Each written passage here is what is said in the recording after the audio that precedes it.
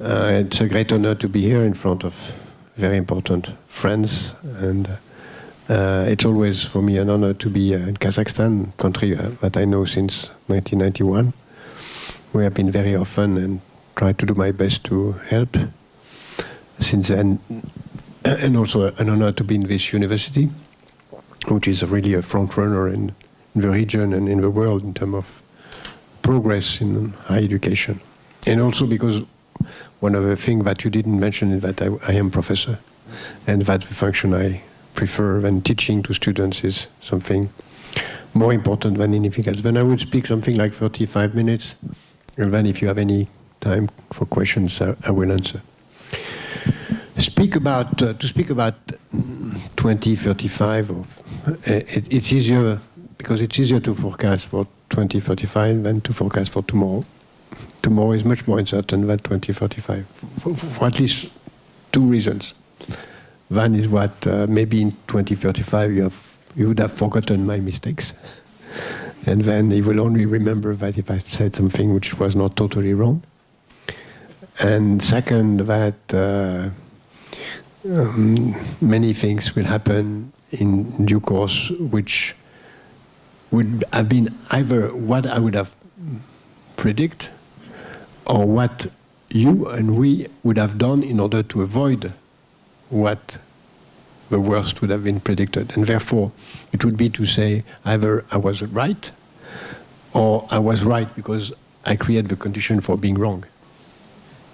Because by warning, I create the condition for acting. And therefore, it's important for a prediction not only to be right, but also to create the condition in order to be wrong. And it's true not only for prediction for the world, but prediction for ourselves. It's important to predict what can happen in order to create condition for not that to happen. Don't try to read what I'm going to say as being optimist or pessimist. I think it's a wrong categorization. To make me understand, I would say it's exactly if you look at a football match, soccer. If you are a spectator of a match, if you look at the match, either you support one team or another, and therefore you can be optimist for the team you support or pessimist. They are going to win, they are going to lose. But if you are a player on the ground, it's meaningless to be optimistic. You have to win. You have to play. Therefore, you have to know what are your trumps, what are your weaknesses, what are the trumps of your counterpart, competitor, and then to find the best strategy to win. Therefore, a simple fact to ask a question, is it optimism or pessimism, is to put you in the position of passivity. You look at the situation, and then it's lost. If you just look, it's lost. Then don't be optimist, don't be pessimist. Try to be lucid, understand the situation, and act in order to take the best of what is going to happen in order to change the reality. That being said, it's clear that it's very, very difficult to predict the future of the world, as you said, because so many events can happen, and we are 7 billion today, and this 7 billion will be a larger number. I will come back to that in a minute. And we are more and more interconnected, which means that an event created by one of these 7 billion can have huge consequences around the world, and more can have. Therefore, I would say that it's enough to think that in the world, out of these 7 billion, you may have 1 out of 10,000, which is a monster, and 1 out of 10,000, which is a saint, benevolent genius. Both can change the world in different directions. Difficult to know who is going to win. Today, we have hidden somewhere these 10,000 people of each side, maybe much more than that, I think much more than that even. And of course, it would be very difficult to know what will happen according to the action of these people. That's true. But that's not a reason to stop this lecture now and to say, forget about it, it's impossible to predict. There are many things we can try to understand, predict. in order to put the landscape of the future and to try to act as the best thing we can do. There are theories for that. There are techniques to predict. There are new techniques which begin to happen, and we'll come back to that in a moment on artificial intelligence and different kind of techniques. But not, these techniques are not good for the moment to predict history. Even if we begin to predict the probability of wars, there is a new law which is appearing on probability of wars. But for the moment, we cannot hope to have any mathematical analysis of history, even if there are, and I'm sure that you listen at that, econometrics and study of economy that give some trends. Therefore, we have to see what is predictable and what is not, and to take into as facts what is coming, and then try to take lessons out of it to understand the future. Let's begin by what is less uncertain and move to the more uncertain in the future. What is less uncertain is demography. And demography says a lot about the future. And it's very difficult to imagine that the reality will be very different of what I'm going to say now. The consequence of demography, of course, will be quite challenged by facts, but the numbers are not going to be very far from what I'm going to say. As you know, we are 7.5 billion today. In 2035, we are going to be close to 9 billion. Out of the 1.5 billion, 800 million will come from Africa. If there is one figure you have to remember, it's this one. Africa will grow more than half of the total growth of mankind in the next 20 years. Second element in demography, the demography is very different from one part of the world to another one. If you look at the different continents, as I said, Africa is going to go from 1 billion to 1 billion 8, 2 billions even more in 2050. US will be quite stable, Europe will be stable, Japan will be declining, between 15 and 20 million less than today, Russia will be declining, Turkey will be growing, and then China will be down, India will grow, and then we have strange things to think about. There will be more French than Germans, almost more Turkish than Russians, more Nigerians than US citizens, more Nigerians than US citizens. And that give you a figure of the world. Other dimension of demography, one is that world population is going to age. Not because we age because we are going to be older, but because life expectancy is growing. Worldwide, life expectancy is going to grow between 2 and 3 months a year, which is huge. Today it's 3 months a year. It may decline a bit, but between 2 and 3 months a year. Of course, it's going more in countries where the life expectancy is smaller, but everywhere it's going to. There are some countries that will come back where it's not growing anymore, such as the US, but it's growing, which means that the average of the world population is going to grow.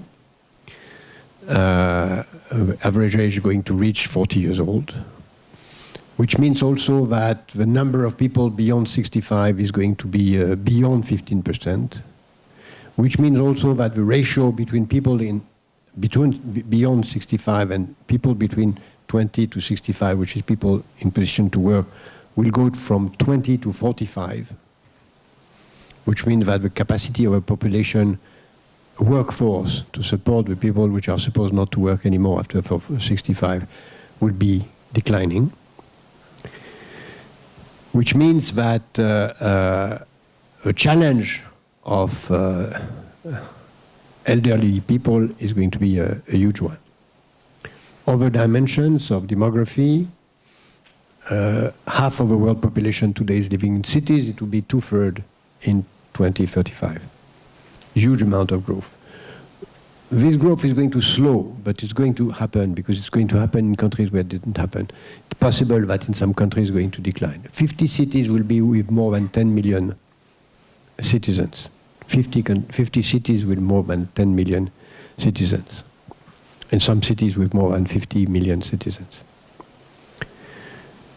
Numbers of people living in another country where that the one they were born.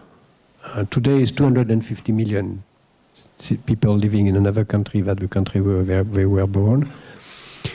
In 2035, it will be more than 500 million. I will come back for the reasons. As a consensus, it's about to be that, and it can be much more. Which means that we enter in a moment of huge migrations for many reasons, which I will elaborate later. Just stay on figures of demography. Therefore, you see a world more African, more Indian, older. We've also another dimension which is changing, which is the balance between the sex. Today, the balance is statistically equal, but the trend is less women than men, and it's a huge trend. For a very simple reason is that people may have choice, and when they have choice, we choose to have boys before and not girls, and that is already beginning to create an imbalance. We think that the imbalance in 10 years will be 100 million women missing, and could be in 25 years something like 200 million missing, mainly in Asia. Not elsewhere. I said that Africa is going to grow very high. Level of rate birth is going to be very wide gap between 7 children per woman to 0.5. 7 is going to decline everywhere in the world except in sub-Saharan Africa and Middle East, where it's going to stay around beyond 4.5 children per woman. While in Western Europe, Japan, Russia, is going to be way beyond 2. As you know, 2.1 is the ratio which is needed for stability. That's the world we have, and with that, we know a lot of what's happening, because demography says a lot. It says what is needed in terms of progress, in terms of growth, in terms of solutions.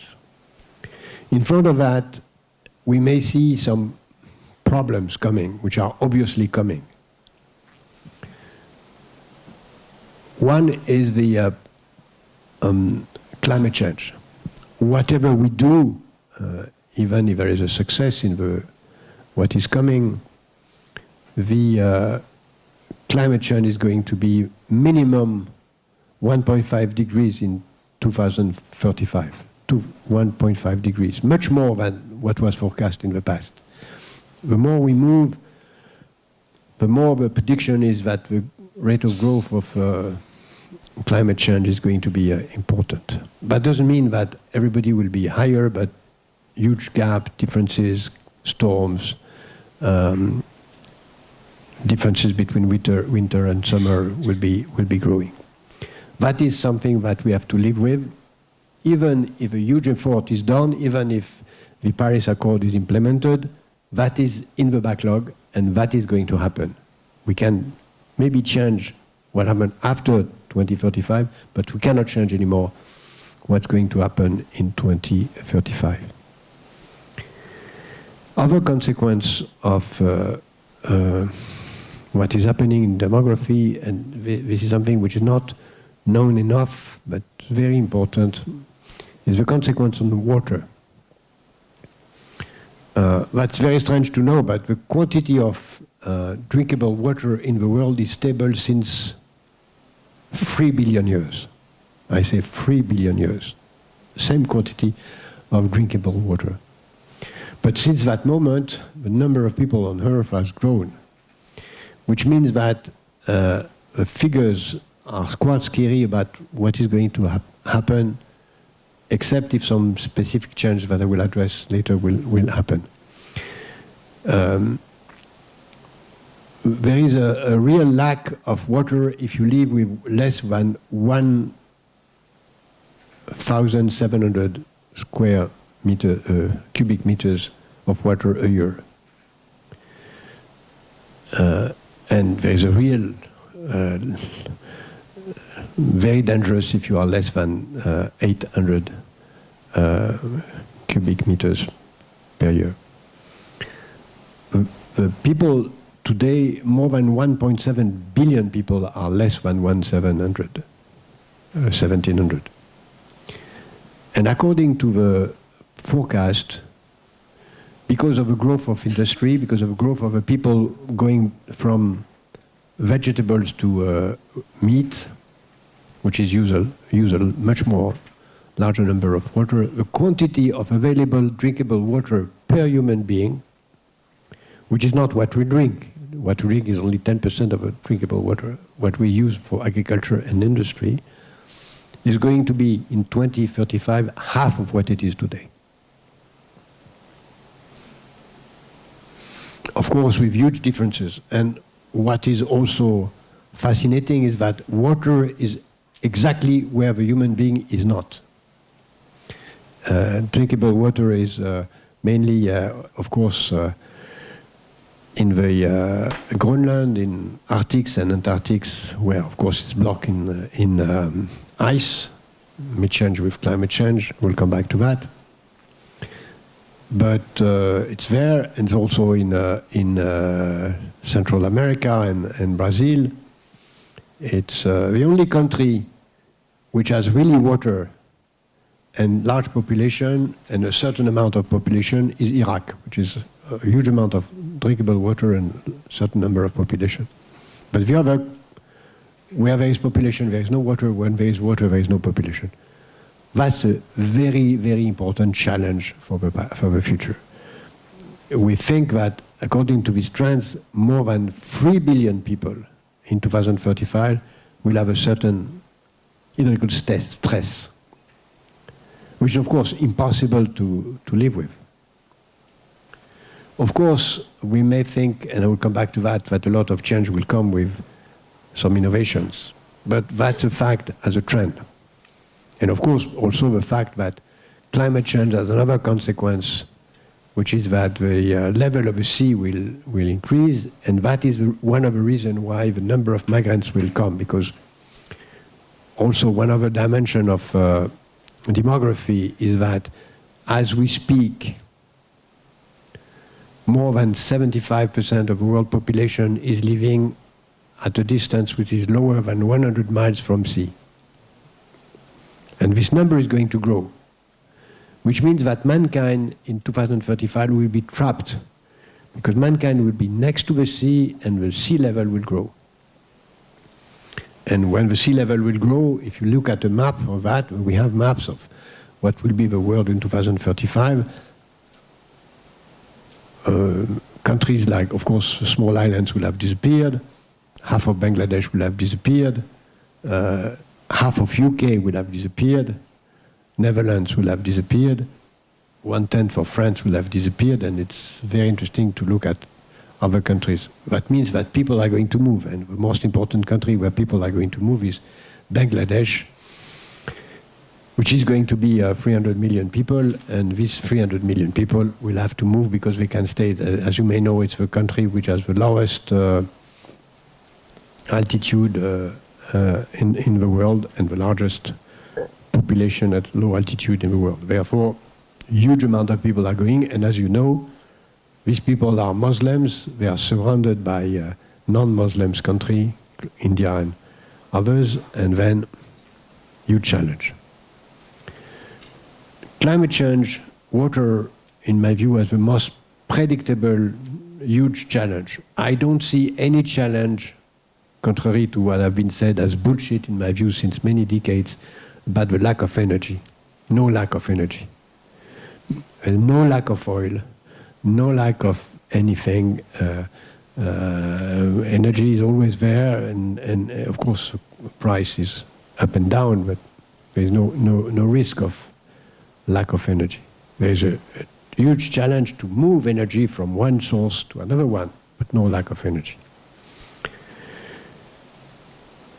What else is predictable? I said demography, challenges. The other thing which is predictable is technology.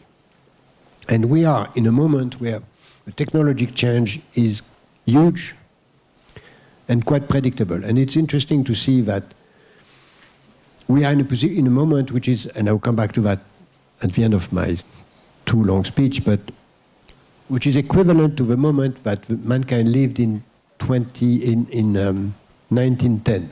In 1910, we had also this movement of demography,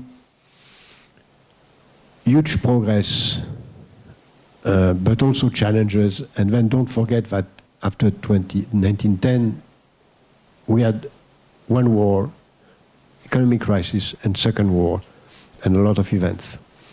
But in 1910, a conference like this one would have been very optimistic about the future of the world. It was quite possible to be very optimistic at that moment. I'll come back at the end to why it was not and what we have to learn from that. At this moment, that was the discovery of whatever is today our life. In 1910, electricity, car, plane,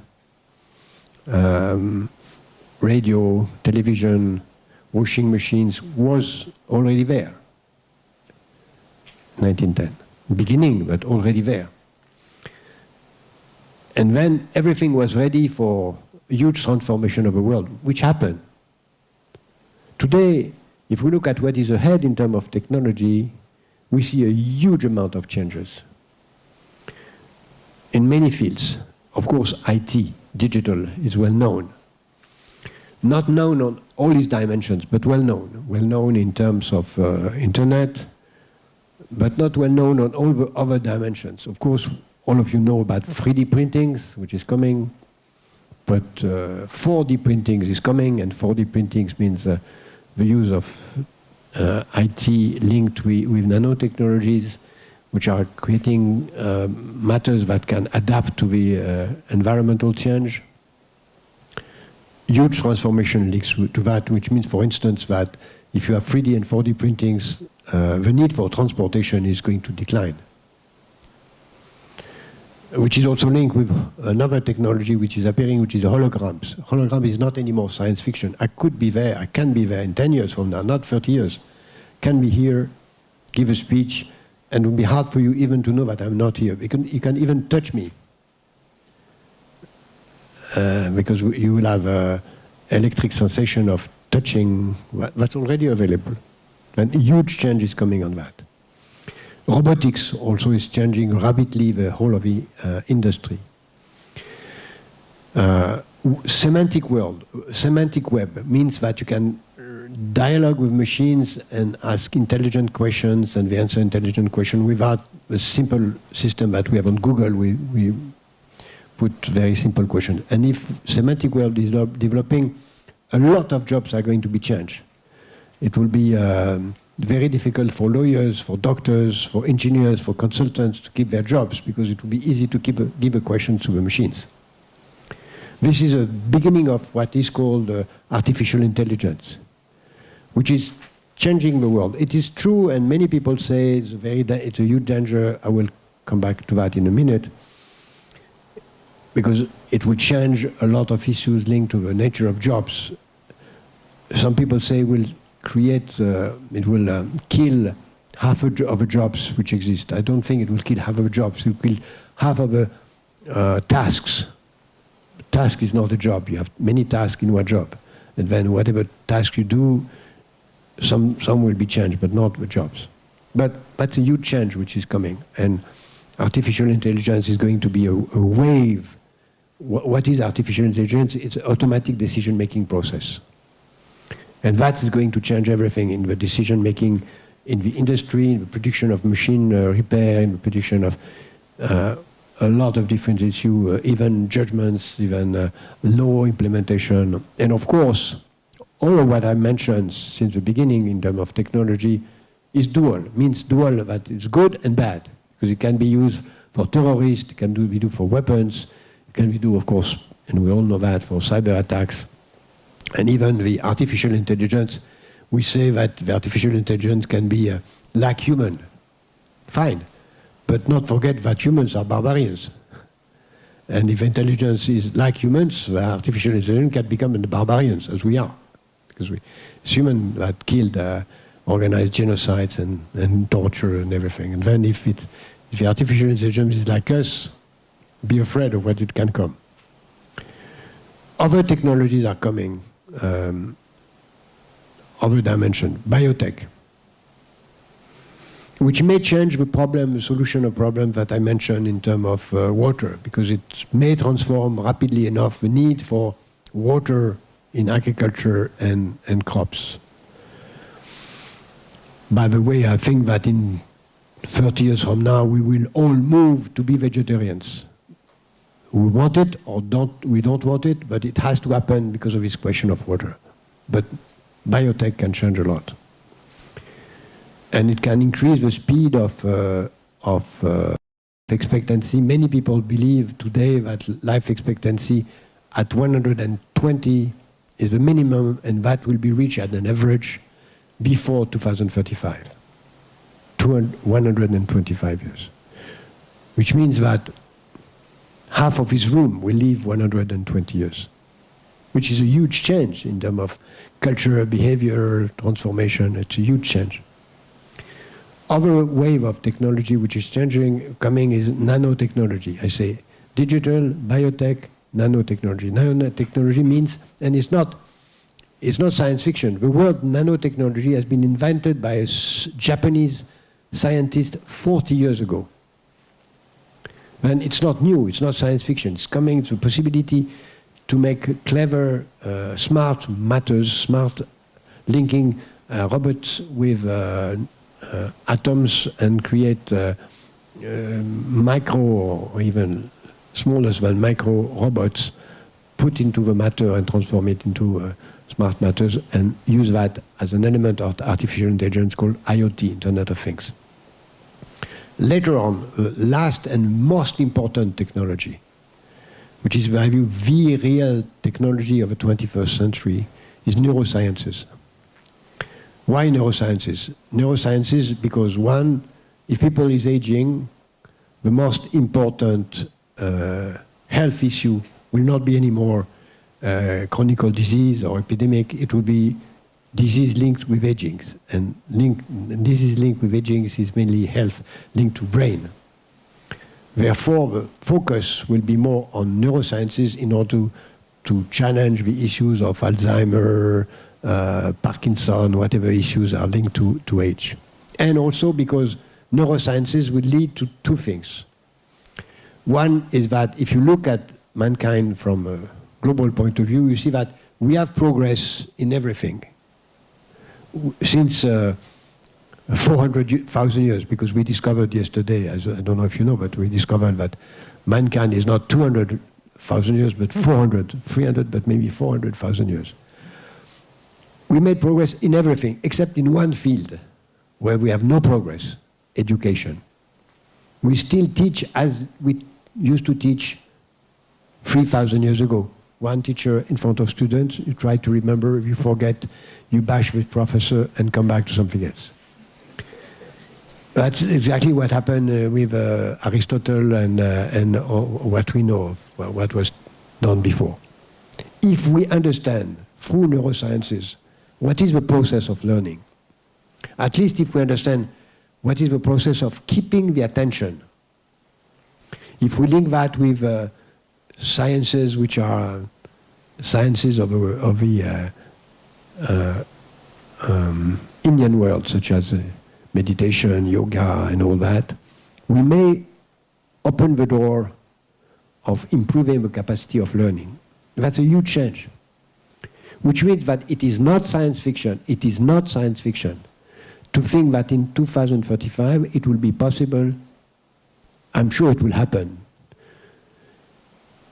to give orders to a computer by thought, by brain, without a word, just by thinking. It will happen. We already almost know how to do it. If we know how to do it, you see what consequence it can have. If I can do it, someone can enter into my brain and change it. You see the consequence we have in terms of dual consequences. But all this transformation will not be very long to happen. One of them, just to give you one example, will be quite quick and will rapidly transform everything, which is the most important industry of today in the world is the car industry. In 25 years from now, the car industry will be totally different of what it is today. Nobody in this room will own a car. If you think 1 minute, it is totally stupid to own a car because you own something that uses 10% of his time, is lazy 90% of the time, and when you are in it, you lose your time driving because it's a time where you don't do anything but silly things like driving. The people will move into an evolution where the only thing which is really precious, very scarce, is time. Energy is not precious, is not scarce, as I said. Ideas are not scarce, because if I give you an idea, I still have it. Therefore, it's not scarce. The only thing which is scarce is time. Therefore, we'll try to live longer, and we'll try to have the best use of our time. And to have the best use of our time means to get rid of cars, at least to get rid of driving cars. And in 2035, and it will become much earlier, nobody anymore will have cars. Cars will be around everywhere. You will ask for a car, it will be next door, without a driver, and go wherever you say, either by brain or even speaking, and that's it. Huge transformation. By the way, a huge transformation in terms of personal assets, in terms of use of time, in terms of carbon dioxide emissions, positive transformation, but huge transformation. You can imagine that this is a solution of China, India, as well as African problems of emissions. Huge amount of change are coming on that direction. If I look at, in the minutes that stay to me, and after answering your questions, these are going to be within the framework of geopolitical changes. And in my view, the most, if I have to describe what is in my view the most probable geopolitical change that we are going to live in the next 35 years, 20 years from now to 2035 is the following. I think that we enter in a process where, in a bumpy road, we'll move into 5 different steps. Each step is already there, but each step is higher in terms of evolution as the others. I prefer to take the metaphor of waves. You see, if you are in front of a sea, you see waves coming. You see all the waves, one is closer than the others. There are 5 waves coming. The first wave is, in terms of geopolitical evolution, the relative decline of the American empire. I don't say that the America is going to decline, but a relative decline. In 2025, not, and therefore before 2035, Chinese economy will be larger than the American. It's even, according to some statistics, the case today. That doesn't mean that the standard of living will be higher. In 2035, the standard of living of the Chinese will still be 1/3 of the American standard of living, 1/3. The standard of living of an Indian will be 1/10 of the Americans, where you see the gap. But in terms of global, it will be higher. And the relative decline of the US will be, of course, increased by some populist government in the US, as we see today, that decide to withdraw from the international influence. Therefore, the first wave is the relative decline of the American empire. The second wave is, who is the next leader? Actually, if you look at the world history, we always had a leader, and I could spend 2 hours more to explain what was the leaders, who was the leaders in the last 1,000 years, from China to Mediterranean Sea, Atlantic Sea, and now Pacific Ocean. Because the center of the world moved from Pacific, China, Mediterranean, Persian Sea, the Egypt, then move to Mesopotamia and Egypt, then Mediterranean Sea, then North Sea, then Atlantic, then move to Pacific. But is going to be the center of the world going to be China as the leader of the world, replacing the US as a second phase? In my view, no. In my view, I don't believe that China will ever be the leader of the world in the sense that the US or the UK or whoever, Venice before was the leader of the world. For one simple reason is that I think China doesn't want it. Not only China has a huge amount of domestic problems, but if you look at the history of China since 4,000 years, China has always been inward-looking, not trying to dominate the world. China has always been against going to the sea, and it was forbidden to go to the sea for boats. Therefore, I saw China trying to be, of course, very influential around and here, of course, but not trying to impose a so-called Western Chinese culture to the world. By the way, if you look at the evolution of China in terms of culture, if you look, for instance, at food habits of Chinese are very rapidly going to join the Western habits, which is actually a problem in terms of the amount of meat that they want to eat. Therefore, there is, in this process of decline or relative decline of the US, a westernization of the world, which is exactly what happened at the end of the Roman Empire. When the Roman Empire disappeared, everybody was Roman. But the Roman Empire has disappeared. But everybody was Roman in terms of language, culture, education, religion, everybody was that. I mean, in the Western world, not in China, except China. The second phase will be no leader, but a group of nations trying to lead together, which is the G7 or maybe more the G20, China, India, European Union, United, US, Nigeria, Brazil, Indonesia, some nations trying to rule the world together. In my view, that second phase will not be a success. They will fail. Because governments today are not anymore strong enough to rule the world. Why? Because we have, in this evolution, a global market, but not a global rule of law. Which means that more and more the leader of the world are the market forces and not the political forces. And then the third phase will be a global market without a global rule of law, which means that the leaders will be the companies.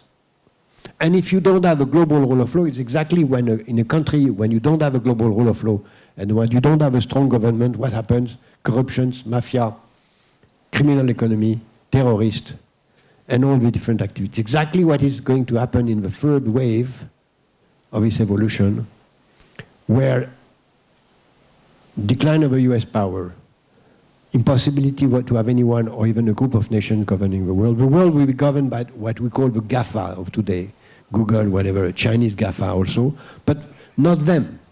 Because even them will not be able to tackle the issue of a lack of rule of law, which led develop a lot of criminal activities, criminal economy, and the criminal economy, as we speak today, is the largest growing activity in the world.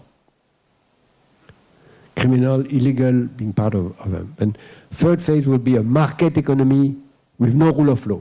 And we know from economic theory that a market economy without rule of law, huge disorder, huge concentration of wealth, huge myopia on long-term issues such as environment, etc. And then huge disorder. If that happened, the fourth phase is clear. War. Global war. And all we see about the evolution of weapons around the world by nations, we all know, it's known, it's public. The amount of submarines, aircraft carriers, planes, rockets that all nations, China, India, Europe, US, Russia, whatever, is going to have in 2035. We all know it. It's so long to build a air carrier that we know how many will be. And the same for submarines. We know that the amount of weapons on Earth in 2035, I mean weapons owned by governments, without taking into account weapons owned by non-government entities, which I say will be the masters of the world in 2035. Huge. In a period of huge climate change, and we know that there is a link between temperature and violence. when temperature is high, violence is high. When there is less domestic violence, not war, less domestic violence in climate with cool climate than in hot climate. Therefore, the probability of a global war around 2035 is very high. That doesn't mean that I think it will happen. I think it's very important, if we want to avoid that it happen, that we know that it is very probable. I don't say I'm pessimistic. I say if we don't believe it may happen, it will happen. And the youngest in this room will see the catastrophe. And then, if I want to describe the history of the world in a very simple manner, I would say that mankind has always been able to do the best and the worst. The best and the worst. But what is changing in history, if you take the timeline, you have the best and the worst, but the best and the worst with more tools. And then that's mankind history, moving like that. And when we may, at a certain moment, be so low that we cannot come back.